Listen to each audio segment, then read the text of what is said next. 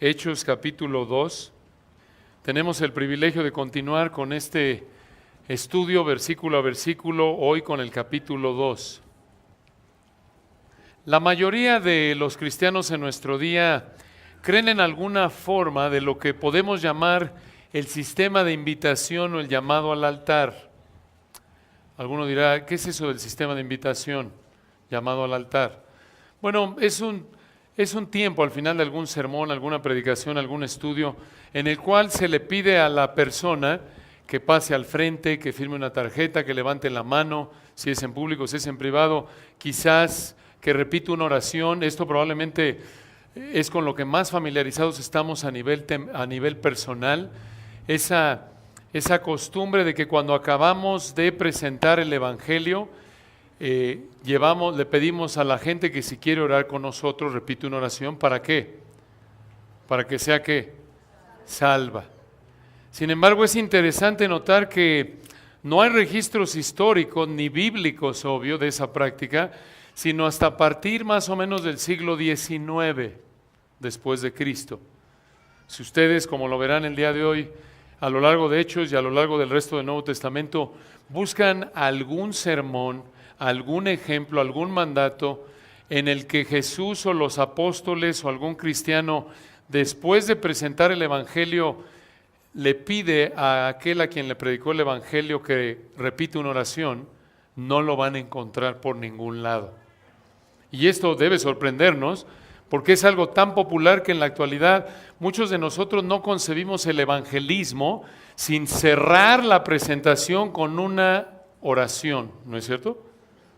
Pero es interesante señalar que en ningún lugar de Hechos ni del resto del Nuevo Testamento se encuentra esto. Más bien, realmente parece ser una influencia o una consecuencia de la influencia de este sistema que fue llevado a su popularidad a mediados de los 1830 por un hombre llamado Carlos Finney. Carlos Finney. Es interesante señalar que Finney rechazó la doctrina de la depravación total. Esto es, la doctrina que la Biblia claramente enseña que ninguna persona, no hay nada en el ser humano que no sea afectado por el pecado. No podemos contribuir en nada a nuestra salvación. Efesios 2:1, Él os dio vida a vosotros cuando estabais, ¿qué? Muertos en delitos y pecados. Él, debido a eso, Él simplemente dijo, mira, no estamos corruptos, simplemente la salvación es cuestión de tomar una decisión y simplemente de esa manera, mediante manipulación externa, persuasión humana, puedes llevar a la gente a que tome una decisión y de esta manera ya es ¿qué? Salvo. Esta manera de pensar fue también después heredada por predicadores llamados, gente como Billy Sunday, D.L. Moody y en especial Billy Graham, quien lo fortalecieron en su popularidad. Pero de nuevo, es interesante notar que en ningún lugar de la Biblia aparece esta práctica. Y obvio esto nos lleva a preguntar, ¿cómo le hacían los cristianos antes de los 1830 para evangelizar? Porque hoy en día pensamos, oye, es que si no le pregunto a la persona que repite la oración del pecador, se va a ir al infierno y su sangre va a estar ¿en qué? En mis manos. Sin embargo, ¿cómo evangelizaban en la palabra de Dios? Aquí está la respuesta en Hechos capítulo 2. Hechos capítulo 2. Recordarán que aquí en Hechos 2 estamos estudiando 3 elementos del nacimiento de la iglesia. Vimos ya en primer lugar, versículos 1 al 13, cómo el Espíritu viene sobre los creyentes. Y a partir del versículo 14 y hasta el 40, estamos estudiando cómo el Espíritu capacita a Pedro para predicar. Recordarán que aquí en Hechos 2, 14 en adelante, Pedro le está predicando a una multitud de por lo menos 3,000 judíos que están ahí celebrando Pentecostés, que oyeron a 120 aparentemente creyentes hablando por una capacidad sobrenatural dada por el Espíritu en sus idiomas. Entonces concluye ahí en Hechos 2, recordarán ustedes, versículo 12 y 13, esta multitud de judíos dicen, ¿qué es esto? ¿Qué quiere decir esto? Que estos galileos, estos ignorantes, están hablando de las maravillas de Dios en nuestro idioma, y son idiomas, explicamos, de diferentes naciones que encontramos ahí en Hechos 2, 1 al 11. ¿Qué significa? Algunos dicen, bueno, están borrachos, y Pedro se levanta, recuerdan, y les dice en Hechos 2, 14, repasando brevemente, entonces Pedro, poniéndose en pie con los 11, alzó la voz y les habló diciendo, varones judíos y todos los que habitáis en Jerusalén, esto os sea notorio y oíd mis palabras, porque esto no están ebrios como vosotros suponéis, puesto que es la hora tercera del día. Dijimos que son las 9 de la mañana.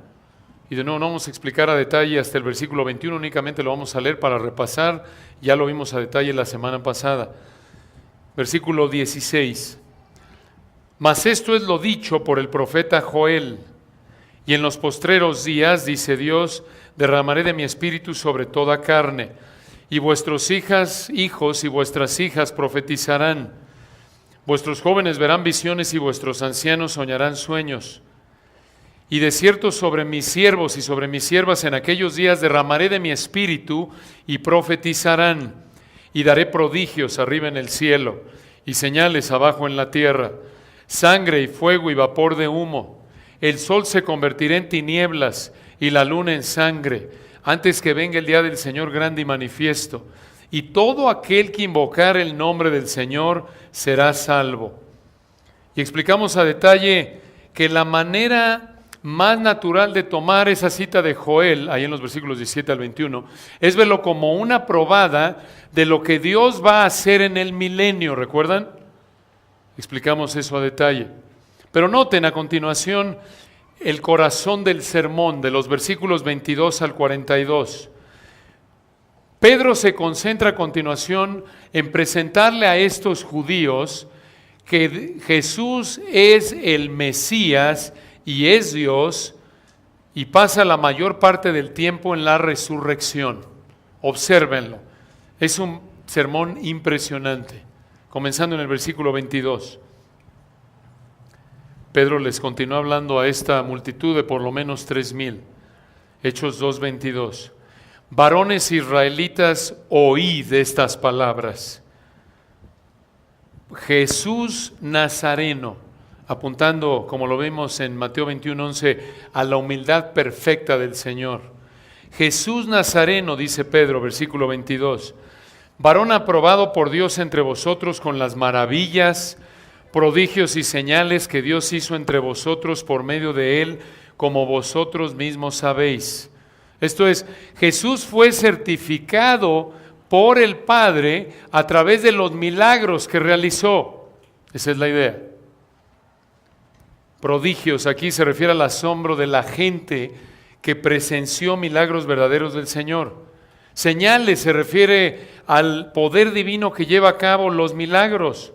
Por cierto, hermanos, estos, en términos bíblicos, estamos convencidos de que un milagro es que Dios de manera sobrenatural manifiesta su poder deteniendo, poniendo en pausa los procesos naturales mediante los cuales guía la creación. Estos son milagros genuinos. No es que, Señor, voy a orar que encuentre lugar ahorita al llegar a la iglesia, son las 11:15 y ya hay lugar, y en la puerta. ¡Qué milagro! No, eso no es un milagro. Esa es una muestra de la soberanía de Dios mediante su control invisible de la creación. Le llamamos eso providencia. Mateo 10, recuerdan, 30.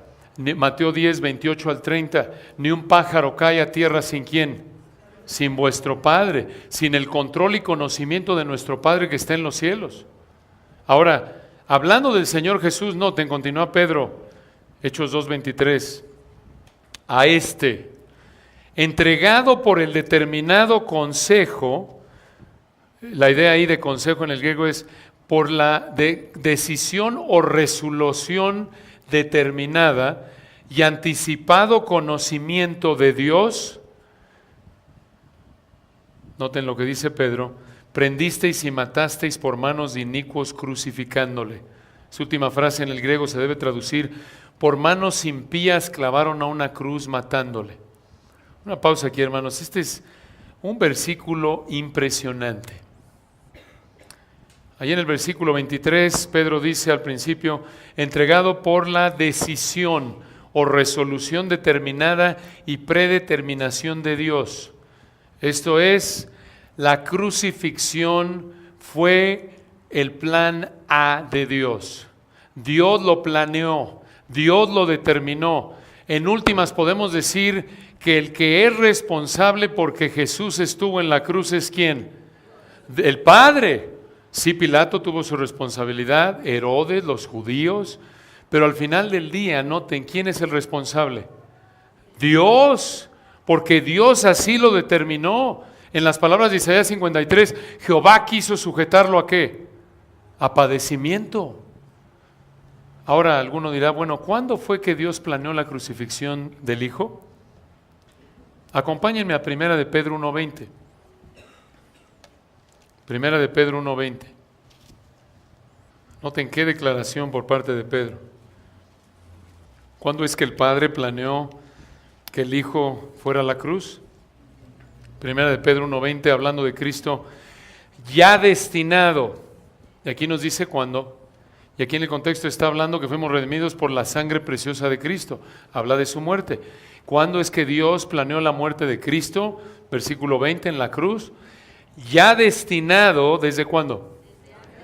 Desde antes de la fundación del mundo, pero manifestado en los postreros tiempos por amor de vosotros.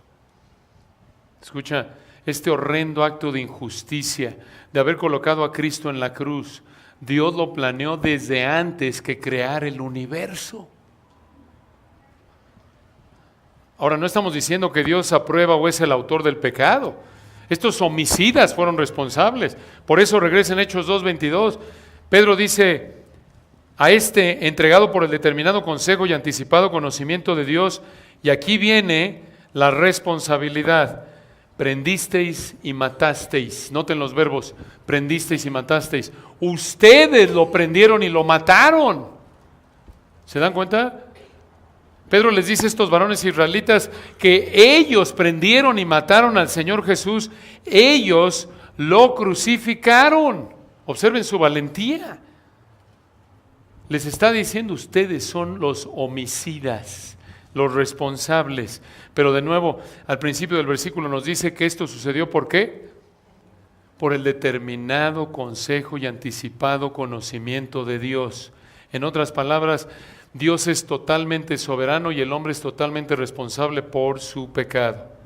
En otras palabras, antes de que Dios creara el universo, Dios ya tenía planeado que Cristo iba a morir por el pecado. Antes, escuche esto, de que Adán y Eva pecaran, Dios ya había planeado cómo iba a perdonar los pecados. Impresionante, ¿no es cierto? Antes de que existiera el pecado, Dios ya había planeado cómo quitar el pecado. Esto habla del amor de Dios, ¿no es cierto? Antes de que hubiera un pecado ya había un Salvador listo para morir. Impresionante.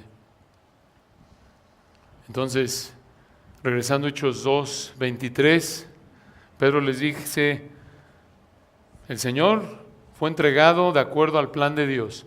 Ustedes lo mataron. Y versículo 24. A continuación entramos a la sección en la que Pedro pasa más tiempo.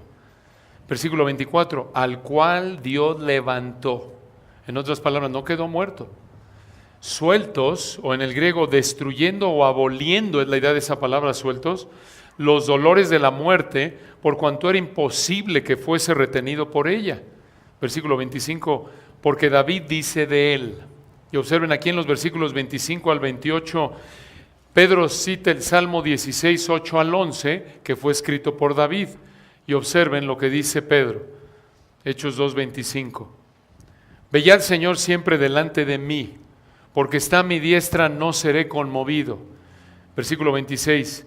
Por lo cual mi corazón se alegró y se gozó mi lengua, y aún mi carne descansará en esperanza.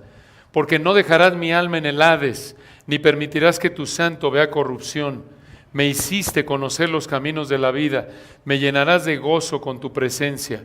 Y les dice, versículo 29, varones hermanos, son raciales, no espirituales, no son ni sus primos en términos espirituales, estos que mataron al Señor. Entonces les dice, varones hermanos, ¿por qué? Porque son ¿de qué nacionalidad? Judíos. ¿Y Pedro es qué? Judío. Y les dice, versículo 29, se os puede decir libremente o con confianza en el griego, del patriarca David, que murió y fue sepultado, y su sepulcro está con nosotros hasta el día de hoy. Pedro dice, David no resucitó, la tumba de David está con nosotros hasta el día de hoy.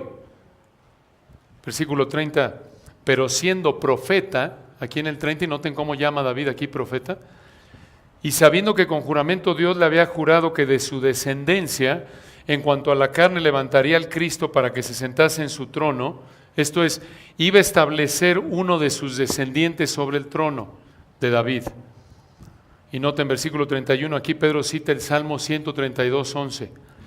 Viéndolo antes, esto es David, habló de la resurrección de Cristo, que su alma no fue dejada en el Hades, ni su carne vio corrupción. Aquí Pedro explica el Salmo 16, 10. Por cierto, este sermón de Pedro es un excelente ejemplo de cómo debe ser toda predicación genuina. Esta es predicación genuina. Esto es lo que llamamos predicación expositiva. Explicas lo que el autor original quiso decir a la audiencia original y sus implicaciones prácticas para la audiencia contemporánea. Y noten, aquí Hades se puede referir a dos lugares. Es una referencia al Antiguo Testamento para referirse al Seol o al lugar de los muertos, o se puede referir al infierno, como en Mateo 11:23. Sin embargo, aquí en Hechos 2 se refiere al lugar de los muertos. En otras palabras, Jesús no se quedó en la tumba, no se quedó en el lugar de los muertos. David habló de que Cristo resucitaría para reinar, y Pedro lo confirma, versículo 32, observen. A este Jesús resucitó Dios.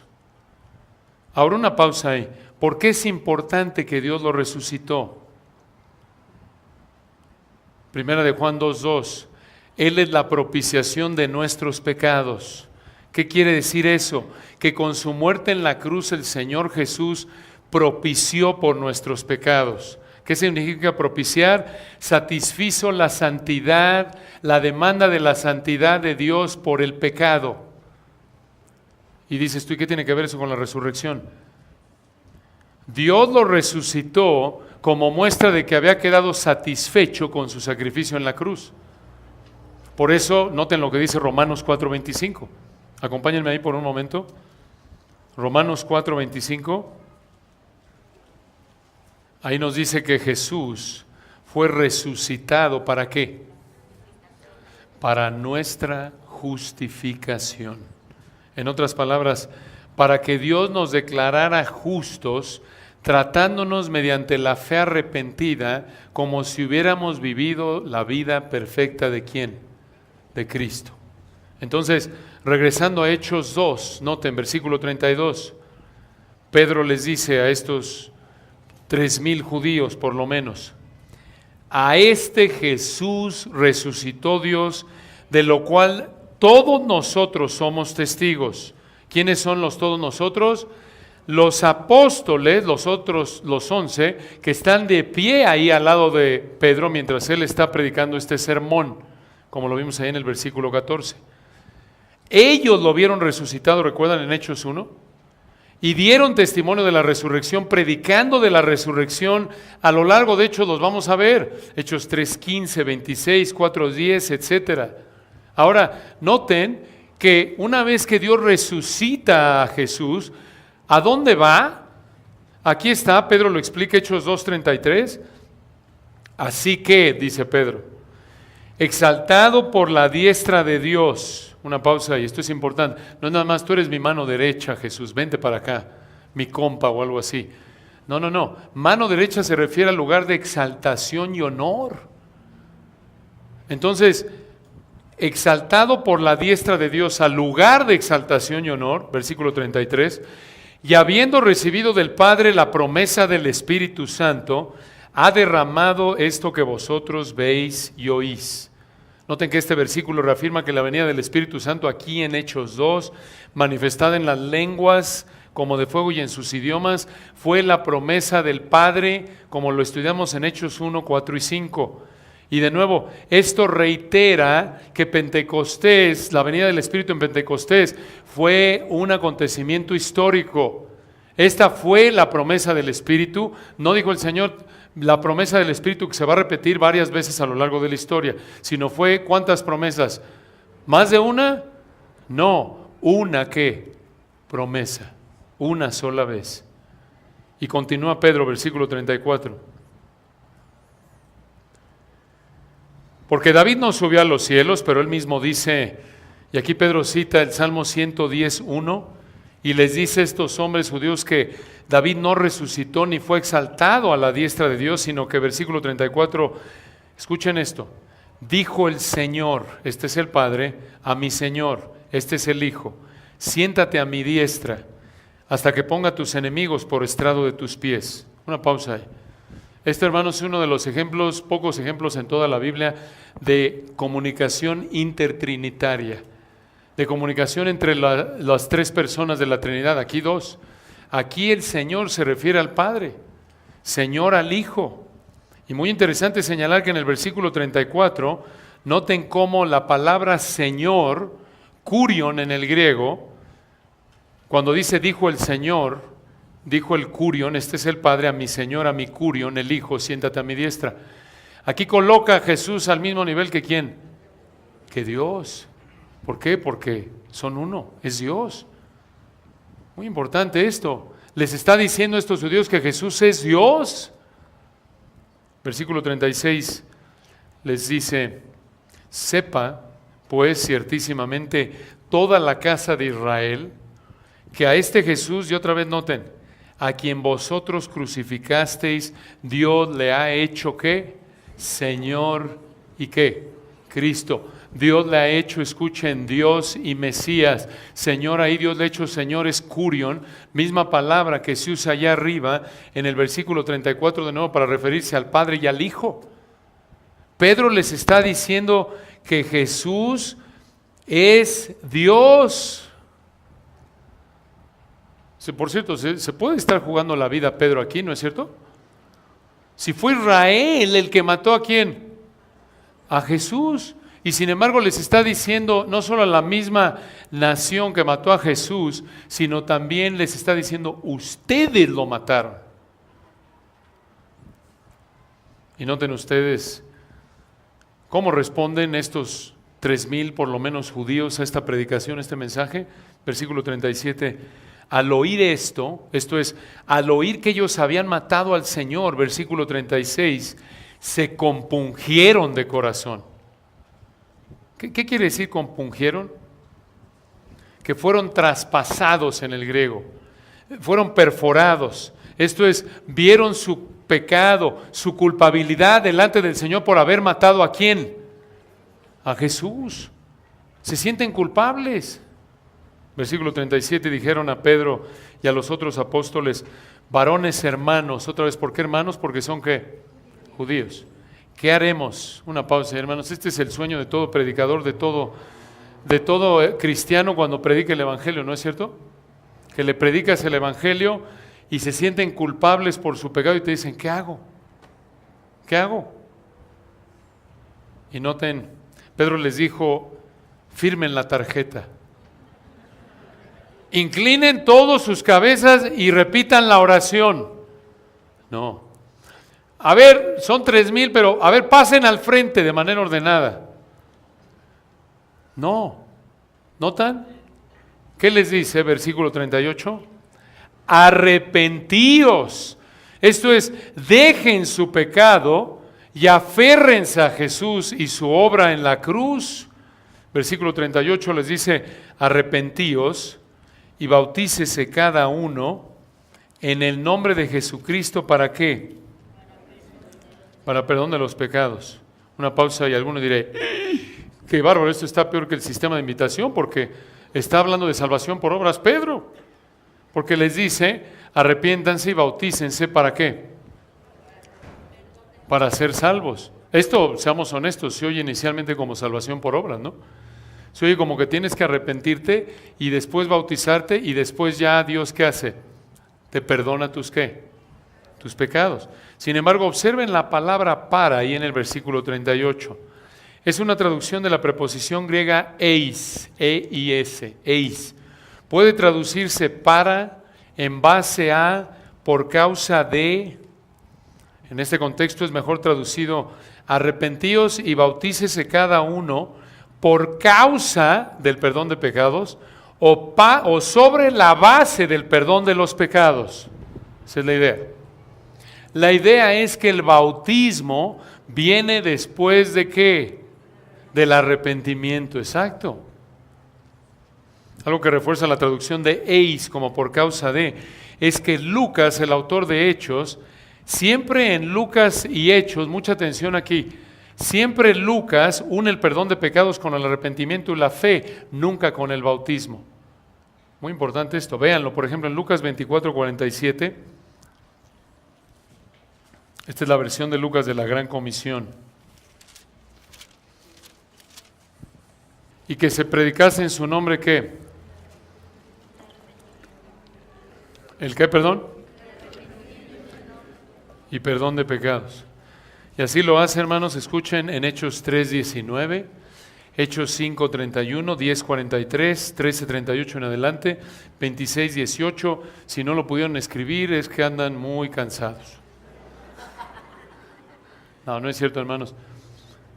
El punto aquí, regresando a Hechos 2:38, es que ningún otro lugar del Nuevo Testamento, ni el resto de Hechos, ni del resto del Nuevo Testamento, se presenta el bautismo como requisito ¿para qué? Para salvación. De lo contrario, ¿qué sería salvación? ¿Por qué? Por obras. Y la Biblia es clara una y otra vez, Efesios 2:8, uno de los más conocidos, por gracia sois salvos, ¿qué? Por medio de la fe, y esto no de vosotros, pues es que don de Dios. Bautismo aquí viene de una raíz que quiere decir sumergir. El bautismo, como lo vemos a lo largo del Nuevo Testamento, es por inmersión. Y así ha sido. Siempre noten, Dios para ofrecer perdón de pecados, lo que pide es arrepentimiento, no obras. Desde el Antiguo Testamento, y esto muestra que la salvación siempre ha sido mediante una fe arrepentida. Antes de la cruz era mediante una fe arrepentida en la promesa del Mesías que estaba por venir. Ya después de la cruz es mediante una fe arrepentida en el Mesías que ya vino. Ahora vayan al Antiguo Testamento para que vean esto, a Isaías 55. Isaías 55. Observen el versículo 7. ¿Quieres saber cómo se salvaban en el Antiguo Testamento? Aquí está. Este es un llamado a salvación. Y observen, hermanos, en el Antiguo Testamento, de nuevo, en ningún lugar, nunca ven a Daniel, a Isaías, a Miqueas, a ningún profeta llamando a Israel. Pasen al frente y repitan la oración conmigo. No, así es, noten, Isaías 55, versículo 7. Deje limpio su camino. Este es un llamado a salvación. Y el hombre inicuo sus pensamientos y vuélvase a Jehová. Una pausa ahí. Esto es arrepentimiento, ¿no es cierto? Deja tu pecado y vuélvete a Dios. ¿Y qué va a hacer Dios si te arrepientes? Versículo 7 al final. El cual tendrá de él misericordia y al Dios nuestro, el cual será ¿qué? Amplio en perdonar. El requisito para que Dios te perdone de tu pecado es que te arrepientas. Algunos dirán, oye, esto es salvación por obras. No, no es salvación por obras. Dios regala el arrepentimiento como regala la fe. ¿Cómo es eso? Vayan a Efesios 2:8 por un momento. Efesios 2:8. De nuevo, ya lo citamos, pero véanlo desde este ángulo. Dice Pablo aquí, y hasta lo pueden decir de memoria muchos de ustedes. Porque, ¿por qué? Por gracia sois salvos, ¿por medio de qué? De la fe. Y esto no de vosotros, pues es que don de Dios. La fe es un regalo, es el medio por el cual Dios te da la salvación, te declara salvo, te declara justo. Y lo mismo lo es el arrepentimiento. Dices, no me digas. ¿Sí? Vayan a 2 de Timoteo 2:26. Segunda de Timoteo 2:26. 2:25, perdón. Segunda de Timoteo 2:25. Escuchen. Y está hablando aquí Pablo de cómo debe ser amable el siervo del Señor con los que se oponen a la palabra de Dios, a la doctrina sana, y les dice, por si quizá Dios les conceda que se arrepientan. Escuche esto. Así como la fe, el arrepentimiento es un regalo de Dios. Pero, regresando a Hechos 2:38, la Biblia también enseña que somos responsables ¿de qué? De arrepentirnos. Entonces, ¿cuál de los dos es? Los dos. No puedes arrepentirte a menos de que Dios te dé el arrepentimiento. Y si no te arrepientes, es tu culpa. Dice, oye, te estás haciendo bolas. No. Ambas verdades las enseña la palabra de Dios y no puedes negar la una ni la otra. Si te arrepientes, es porque Dios te regaló ¿qué? El arrepentimiento. Si no te arrepientes, es porque no quisiste dejar tu ¿qué? Tu pecado. No le puedes echar la culpa a Dios. Entonces, regresando a Hechos 2, noten versículo 38, y aquí vemos la responsabilidad del hombre. Pedro les dice, arrepiéntanse y bautícense cada uno por causa del perdón de pecados, y añade algo más al final del versículo 38, y recibiréis el don de ¿qué? Del Espíritu Santo. ¿Qué es esto? Dios les iba a dar a estas personas, si se arrepentían, el mismo regalo del Espíritu Santo, esto es, al Espíritu Santo mismo, como lo había hecho con esos 120, ¿no es cierto? Esa es la idea. Versículo 39, continúa Pedro. Porque para vosotros, esto es judíos, sigue hablándole a los varones israelitas, es la promesa. ¿Qué promesa? De recibir el Espíritu Santo del versículo 38, misma promesa del 1:4. Y para vuestros hijos, esto es para los hijos de ¿quiénes? De los judíos. Y añade, para que no te sientas fuera, y para todos los que están lejos. En otras palabras, para todo el mundo, Dios ofrece esto y añade, noten, al final del 39, para cuantos el Señor nuestro Dios, ¿qué? Llamare, y en el original, a sí mismo. Esto es, solo los que Dios llama son salvos. Juan 6:44, recuerdan, ninguno puede venir a mí si el Padre que me envió, ¿qué? No le trajere. Nadie puede ser salvo a menos de que Dios lo traiga a sí mismo. Dios es igual de soberano en la crucifixión de Jesús, que desde antes de la fundación del mundo planeó que Jesús fuera a la cruz, así como lo es con la salvación de cualquier persona. Así lo dice en Efesios 1:4, según nos escogió en Él, ¿cuándo? Desde antes de la fundación del mundo. Esto es impresionante. Ni siquiera Adán y Eva habían caído y Dios ya había planeado que Jesús muriera por aquellos a quienes Él escogió para salvación. De nuevo, si alguien se va al infierno es porque quiso irse al infierno, no porque Dios no lo escogió. Eso es lo que enseña la Biblia. Y noten, continúa Pedro aquí, versículo 40. Y con otras muchas palabras testificaba, ¿y qué? Les exhortaba. En otras palabras, esto no es todo el sermón. Este es parte del sermón. Y les decía, noten, les exhortaba, versículo 40, diciendo, sed salvos de esta perversa generación. Perversa, traduce la palabra griega scolías. Scolías, de donde obtenemos ¿qué? Escolia, arterioesclerosis, esclerosis múltiple. Significa torcida, moralmente torcida. Una generación torcida es una generación obstinada y rebelde contra Dios, como lo vemos en el Salmo 78:8, Deuteronomio 32:5, Filipenses 2:15. Estas personas a quien Pedro les habla eran parte de esa generación torcida y perversa. ¿Y cómo respondieron? Noten ustedes, esto nos lleva al tercer elemento del nacimiento de la iglesia. Ya vimos cómo el Espíritu viene sobre los creyentes, versículos 1 al 13. Versículos 14 al 40, el Espíritu capacita a Pedro para predicar, y a continuación, en tercer lugar, el Espíritu transforma a 3,000.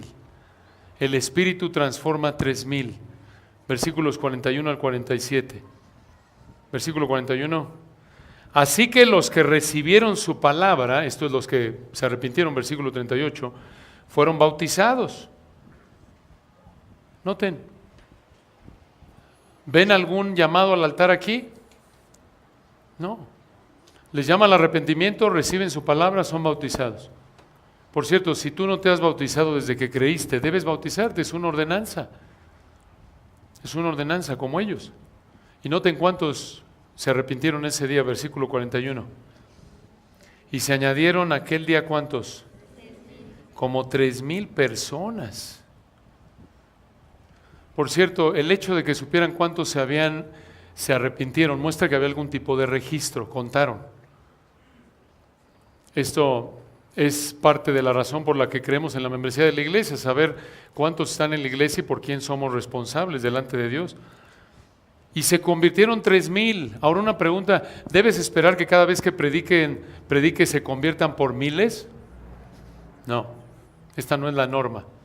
Esto es algo único. La norma es que muy pocos siempre sean parte del remanente fiel. Lo vemos desde el Antiguo Testamento, ¿no es cierto? Y lo vemos con el Señor allá en Mateo 7, véanlo por un momento. Lo vimos en la mañana en el estudio de las 9. Mateo 7, 13 y 14. Observen esto. ¿Cuál es la norma en la Biblia de cuántos se salvan? Mateo 7, 13. Entrad por la puerta estrecha, porque ancha es la puerta y espacioso el camino que lleva a la perdición, ¿y qué? Muchos son los que entran por ella. Versículo 14, porque estrecha es la puerta y angosto el camino que lleva a la vida, ¿y qué? Pocos son los que la hallan. Esta es la norma. Claro, Dios puede salvar por miles, decenas de miles, pero la norma es que pocos se salven. De hecho, es interesante, en los últimos días de nuestro Señor en la tierra, lo vimos en nuestro estudio de Mateo, fuera de Zaqueo en Lucas 19, el ladrón en la cruz en Lucas 23, los evangelios presentan estos dos ciegos y los dos ciegos de Mateo 20 son las únicas conversiones en los últimos días de Jesús en la tierra. ¿No es impresionante? Impresionante. Después de la resurrección, solo 500, 1 Corintios 15, 7. En el aposento alto, ¿cuántos hay? Hechos 1, 120. Después de que alimentó al Señor 2 veces a alrededor de 15 a 20,000 personas. ¿No es impresionante? Ahora regresen, Hechos 2, 42. Sabemos que estos 3,000 realmente se convirtieron. Lo vemos porque perseveraban en 4 prioridades. En la doctrina de los apóstoles, esto es, la enseñanza de los apóstoles. Les habrían enseñado a estos 3,000 en el Antiguo Testamento, lo que el Señor les enseñó, lo que vivieron con el Señor. Más tarde esta enseñanza será registrada en el Nuevo Testamento, en los libros que fueron escritos por los apóstoles. En nuestro contexto, esta sería la enseñanza ¿de qué? De la Biblia. Y por cierto, esta es la prioridad de toda iglesia. Esto es la prioridad de toda iglesia local. ¿Cómo lo sabemos? Vayan a 1 Timoteo 3. 1 Timoteo 3, versículo 14.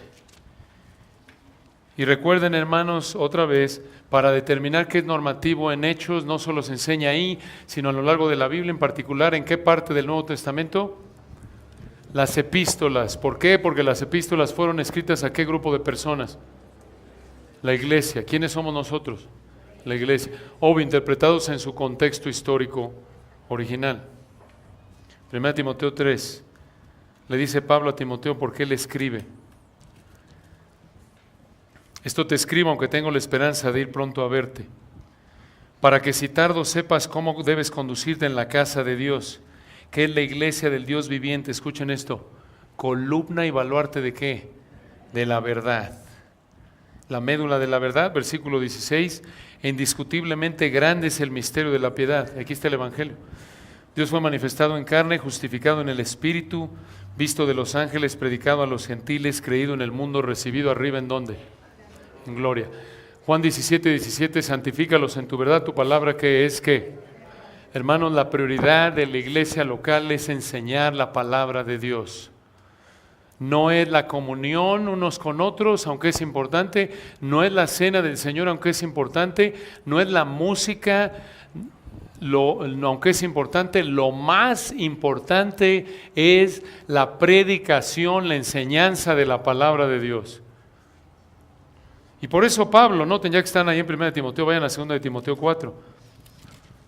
Es la última epístola que le escribe a Timoteo. Y noten el mandato que le da. 2 Timoteo 4. Bueno, ya que están, bueno, está bien, 2 Timoteo. Ya se nos está acabando el tiempo, los iba a llevar a otro lugar, pero ahí está bien. 2 Timoteo 4, versículo 2 le dice, esto es uno de los últimos mandatos que Pablo le da a Timoteo antes de morir. 4:2, que prediques ¿qué? La palabra. En ningún lugar en esta epístola le dice que se ponga a bautizar, que se ponga a tener comunión, a celebrar la cena del Señor, que se ponga a cantar, sino que ¿qué? Prediques la palabra. Si alguien te pregunta, oye, ¿qué debo buscar en una iglesia local? Estoy buscando iglesia. ¿Qué debo buscar? Un buen edificio, buena música, buena comunión, buen grupo de jóvenes, de niños, etcétera. Son cosas importantes, pero todo se desprende de una prioridad. Busca una iglesia que enseñe ¿qué? La palabra. Esa es la prioridad. Y ellos lo entendían, regresando a Hechos 2:42. Ellos perseveraban y eso muestra que eran verdaderos cristianos. Se convirtieron 3,000 en el versículo 41 y en el 42, ¿qué hicieron? Perseveraban. Este es un verdadero cristiano, no como las estadísticas hoy en día de nuevo. Hubo 3,000 conversiones, se bautizaron 2,000 y perseveraron 100. Pero se convirtieron 3,000. No, un verdadero cristiano persevera en estas prioridades. Primero, en la enseñanza de la palabra. Esta es la prioridad para la iglesia local. Y de ahí noten, regresando a Hechos 2:42, en la comunión unos con otros. Tiene la idea de compartir algo en común. Claro que esto habría incluido el motivarse mutuamente a ser obedientes. Se estimulaban al amor y a las buenas obras, Hebreos 10, 24 y 25. Se buscaban edificar, pero compartían. Lo veremos más adelante cómo compartían. Versículo 3, en el partimiento del pan. Otra prioridad, la cena del Señor, recordando así su unidad, el sacrificio perfecto del Señor y examinando su vida. Y finalmente en las oraciones. A nivel personal y colectivo, estas fueron las prioridades. Por cierto, noten algo interesante. Pedro les dice aquí en Hechos 2 les dice, observen, en el versículo 38, Pedro les dijo, arrepentíos y bautícese cada uno de vosotros en el nombre del Señor Jesucristo para perdón de los pecados y recibiréis ¿el qué? Don del Espíritu Santo. Ese don ya lo vimos, se manifestó al principio del capítulo 2 en capacidad sobrenatural para hablar en lengua, ¿recuerdan? Pero noten que aquí los llama al arrepentimiento en el 39, 38, 41 los que recibieron su palabra fueron 3,000, 42 perseveraron en estas prioridades. ¿En algún momento ustedes ven ahí que alguno habló en idiomas? ¿Por qué? Porque ya no era necesario. Ya la iglesia había sido constituida. Esto muestra de nuevo que lo que sucedió con los 120 y los apóstoles, de hablar en idiomas que no conocían, fue algo histórico, único. ¿Por qué? Porque eso marcó el nacimiento de ¿qué organismo? La iglesia.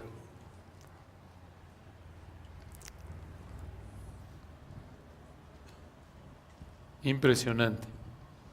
Y noten versículo 43. Bueno, ya tenemos que acabar el capítulo de una vez rápido. Los últimos versículos y nos vamos, ¿ok? Si quieren nos vamos hasta el 5, ya tengo preparado hasta el 5, pero nos tomaré unas 6 horas. Mucho, hay que ir a comer. La carne es débil, yo sé. Y las sillas también, entonces. 43. Y sobrevino temor a toda persona y muchas maravillas y señales, esto es milagros, eran hechas por ¿quiénes? por los apóstoles. Versículo 44, todos los que habían creído estaban juntos y tenían en común todas las cosas. Esto no es comunismo, no, sino que noten, ¿cómo sabemos que no es comunismo? Versículo 45, y vendían ¿qué? Sus propiedades y sus bienes y los repartían a todos según la necesidad de cada uno. ¿Esto quiere decir que debemos vender nuestro patrimonio para darle a la gente en la iglesia que no tiene? No, es a criterio. El punto aquí que debemos aprender es que había amor entre ellos. Primera de Juan 3, el que tiene bienes de este mundo y ve a su hermano tener necesidad y cierra contra él su corazón, ¿cómo mora el amor de Dios en él? El punto aquí es que la iglesia se caracteriza porque tiene un ambiente ¿de qué? De amor. Versículo 46, y perseverando unánimes cada día en el templo. ¿En qué templo? En el templo de Jerusalén. ¿Por qué? Porque es un momento de transición, porque todos estos racialmente son ¿qué? Judíos. Te puede gustar mucho la cultura judía, pero no te vayas a ir a parar ahí una sinagoga Polanco diario porque ellos lo hicieron. Por favor no lo hagas, le van a llamar a la policía. No, pero ellos lo hicieron, claro, porque son todos judíos y es un momento de transición. ¿Se dan cuenta? Es algo único.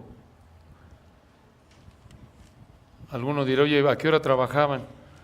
Bueno, estamos en la cultura judía, en ese entonces oraban a las 9 de la mañana, 12 del mediodía, a las 3 de la tarde, es algo único. Digamos que la vida en el templo estaba entretejida con la vida cotidiana, esto era parte de su vida, era una costumbre. Versículo 46, y partiendo el pan en las casas comían juntos con alegría y sencillez de corazón. Noten cómo les gustaba estar con otros cristianos. Estos son verdaderos cristianos. Esto es una buena ilustración de cómo se ve un verdadero cristiano. Si realmente eres un hijo de Dios, vas a buscar estudiar la palabra, orar, estar con otros cristianos, servir a otros cristianos conforme a tu capacidad. Si no hay deseo de esto en ti, examínate. Esto muestra que no eres un verdadero creyente. Y noten cómo vivían estos creyentes, versículo 47. Alabando a Dios y teniendo favor con todo el pueblo, y el Señor añadía cada día a la iglesia, o su número en el griego, los que habían de ser salvos. De nuevo, ¿quién es el único que salva? Dios. Por eso nuestra convicción aquí en la iglesia es que creemos que es artificial decirles al principio de cada año, este año hermanos vamos a ganar 100 almas. Nosotros no sabemos. ¿Quién es el único que salva a personas y añade a la iglesia? El Señor, ahí está. Nosotros no. Descansamos en Él y tú también debes descansar en eso. Oras, buscas vivir una vida de obediencia, predicas el Evangelio, pero al final del día el único que añade los que han de ser salvos es ¿quién? El Señor. Claro, lo hace a través de su palabra como norma predicada por sus hijos que la respaldan por una vida ¿de qué? De obediencia. A eso nos ha llamado el Señor, y si tú en esta mañana no lo conoces, la exhortación de Pedro es para ti. Arrepiéntete, deja tu pecado, cree en el único mediante el cual Dios te puede salvar. Y si eres salvo, recuerda seguir cultivando estas prioridades en tu vida, y cuando evangelices, evangeliza como ellos. Dirás, oye, ¿es pecado si les guío en la oración del pecador? No es pecado, nada más que tienes que estar consciente de que la oración en sí no es una fórmula mágica que salva. Si lo quieres hacer, es entre tú y el Señor, nada más que recuerda cómo evangelizaban a lo largo del Nuevo Testamento. Y no creas que por eso se salva la gente, sino que Dios es el que añade a la iglesia ¿qué? Los que han de ser salvos. Oremos. Padre, gracias por esta mañana y este privilegio que nos diste de abrir tu palabra. Úsala, Padre, para salvar a los que en esta mañana que han escuchado tu verdad no son salvos. Añádelos, te rogamos, a tu iglesia. Y oramos por el resto de esta amada iglesia. Te agradecemos porque vemos esas prioridades, el perseverar en la doctrina, en la comunión, en el partimiento del pan, en las oraciones. Gracias por el amor que caracteriza esta amada iglesia, el gozo que llena nuestras vidas, y oramos porque sigamos creciendo en este amor, en esta obediencia a ti para tu gloria. Amén.